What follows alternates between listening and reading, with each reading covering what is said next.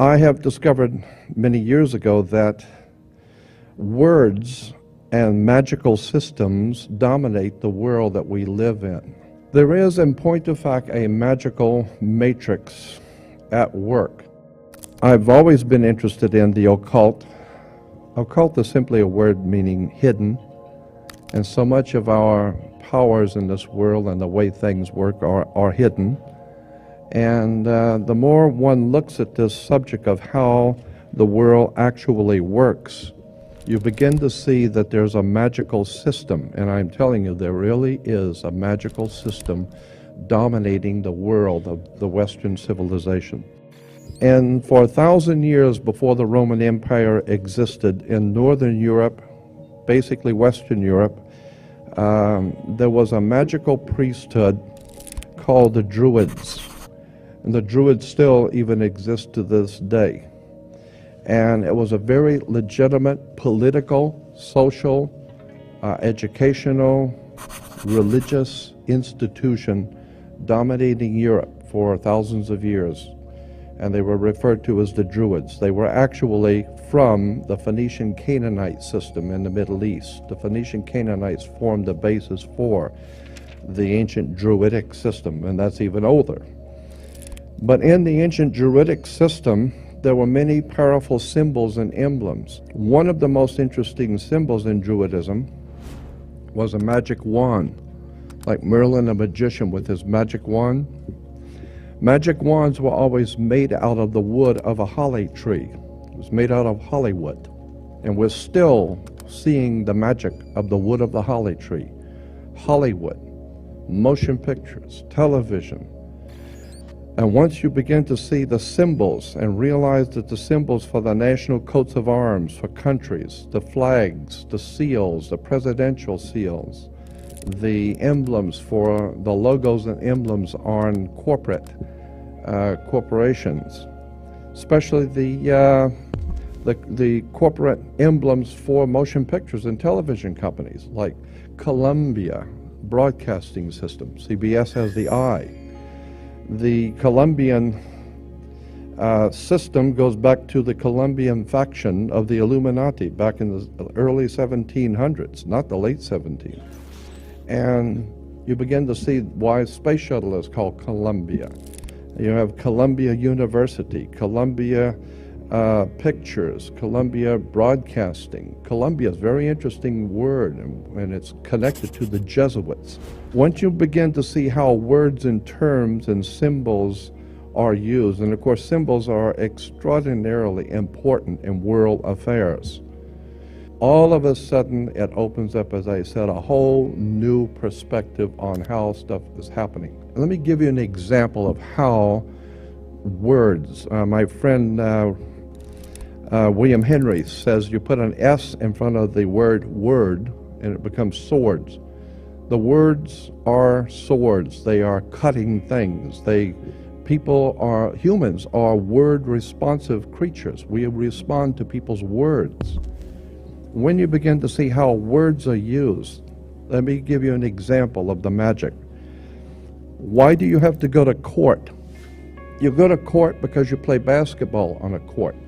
You play tennis on a court. How do you play tennis on a court? You play with a racket. Why? Because the people that develop it know it's a racket. That's where we get the term. Consequently, you need to understand that the words which are used by the systems under which we live are not by chance. In a court, the whole idea in a court is to put the ball back in the other guy's court.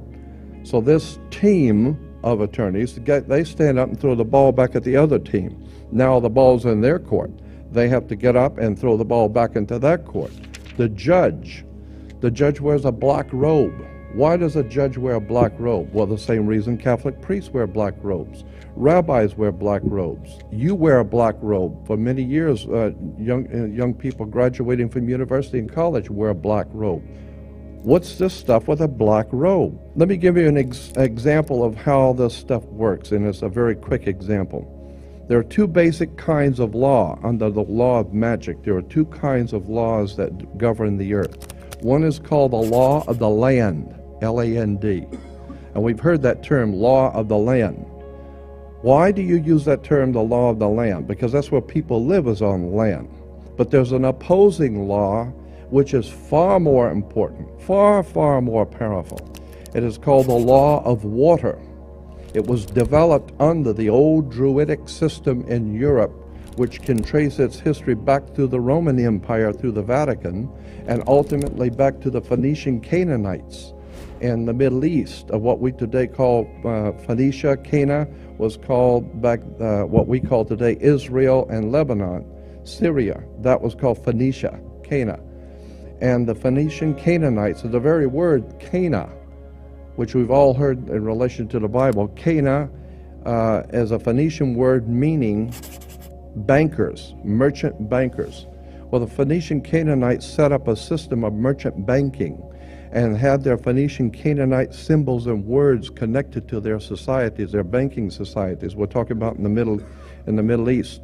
And then through the Greece, and ultimately through Rome, and then into Britannia, and ultimately into this country comes an ancient Druidic Phoenician Canaanite magical system of finance, education, and all of it is right in front of you. But if you don't understand what the words are and what the words mean, you're never going to figure out how this stuff works. We all have a cursory understanding of what we think is going on. That's not it. You need to understand that when, even on your check, when you're writing a check, the place where you put your name on a check, look at that line, what you're signing on, and get a magnifying glass, and you will find that's not a solid line to sign your name on. That is written. It's a typed written sentence that's been honed down to microscopic size. Get a magnifying glass and read on a check what is said where you sign your name. That's why the attorneys tell you, you better check the small print. The small print is ultra small. Where you sign your name on a check is saying something. Go back and read it. You need to understand that according to the old Phoenician Canaanite system, which we call today our educational and judicial system, there is no law in this country or in the Western world, no law, federal, state, county, city, commercial, it makes no difference. There is no law on the books anywhere in this country that applies to you as an individual creature. There is no law, because the people who designed the system thousands of years ago realized that there's two of you. There's the one that your mother gave birth to, that God created, so to speak, and even your mother didn't know what you were doing. Even your father and your mother have no idea what you're thinking or what you will do. You don't even know. So consequently, they have no control over you, your flesh and blood self. But somebody has to control this show, and so consequently, the ancient Phoenician Canaanites developed a system by which they would assign to every person a second you. And this is the way it works in America. There is two of you. Just as there are two states in this country, of every state is two states. You have the state of Nevada and Nevada State. You have Cal State, California State, and State of California. Not the same thing at all. California State, according to the law, is one thing. State of California is totally different. Has nothing to do with each other at all. It's the difference between being a lawyer and an attorney. Has nothing to do with them at all. It's totally separate words, means totally separate things. Consequently, when you understand how words and terms are used and symbols are used, then we go back to the idea of the court. And as I said, there is no law in this country on any books that applies to you. None. All law in the Western civilization applies only to cooperations, co-ops. All law applies only to corporations, period. Across the board, no other, end of sentence. Consequently, there is no law that applies to you personally, so consequently, the system has made each one of you a corporation. And how now do you distinguish which one, when someone's addressing you, that they're addressing you as the one that your mother gave birth to, or the corporate you. Very simple. According to British law, when you sign your name, upper and lower case, that is applying to your body. Your flesh and blood self is spelled, according to British and American law, upper and lower case, capital letter, lowercase. That's you, your personal self. There is no law that can be applied to an upper and lowercase name, period. No law at all can be applied to an upper and lowercase name because there is no law over you. Therefore, every piece of important bills, insurance, driver's license, identification, taxes, I don't care what it is. If it's a piece of business, period, in any kind of way, shape, or form, your name must, by law, international maritime admiralty banking law, your name must appear in all capital letters. You will never get a bill or anything that has your name upper and lowercase because there is no law that applies to an upper and lowercase name, period. So if Sears is going to send you a bill, if you go into Baskin Robbins or Sears and you order a pair of shoes, what are you going to do? They're going to give you a ticket, and you're going to put it on your bill, and then they're expecting you to pay the bill. And consequently, they're going to charge you. Well, that's the same thing. You go into a courtroom. They're going to read out the charges. And the cop gave you the ticket, and you have been charged with speeding or whatever. And therefore, you have to pay the charge. Well, once you understand that in America, according to our laws in America, you cannot pay a bill. Did you know that? According to international banking law, Americans cannot pay a bill. So when you say, well, I got to pay this, I'll pay that bill, well, that's a term that we use, but in point of fact, lawfully, you cannot pay a bill. You can discharge a debt. You cannot pay a bill. So consequently, you need to understand, what do you mean discharge a debt? Now it gets back to the court again. Now it gets back to the symbols and emblems of why the judge wears a black robe. It has to do with the planet Saturn. Saturn is the god that inhibits. He's the inhibitor and the law god, the god of law who inhibits, who holds back. He holds back everything and teaches you a lesson the hard way. Saturn. And women were told in the ancient world to listen to their god Saturn, who incidentally was called Lord of the Rings.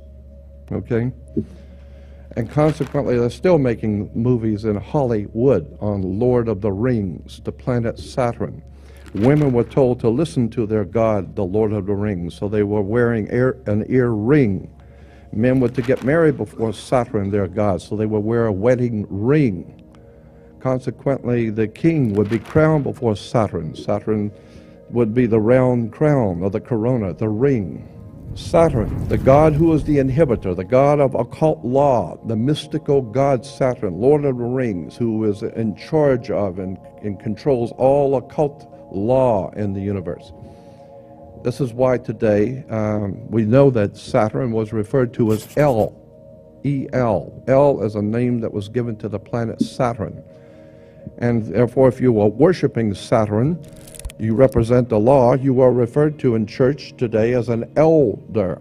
How did you get to be an elder? You got to be an elder because you were one of the elites. How did you get to be an elite? You got elected. Because through elections, all of our system is based on occult, mystical words and terms going back to the planet Saturn, going back to the Phoenician Canaanite system of banking. Incidentally, where do you find a bank? We go to banks all the time. Where do you find a bank?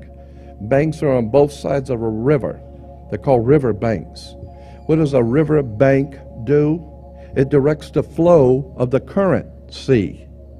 Your money is referred to as the currency. This is why when you go to a court, you have the current, electricity, because it's the juice. And if you don't have the juice, you don't have it.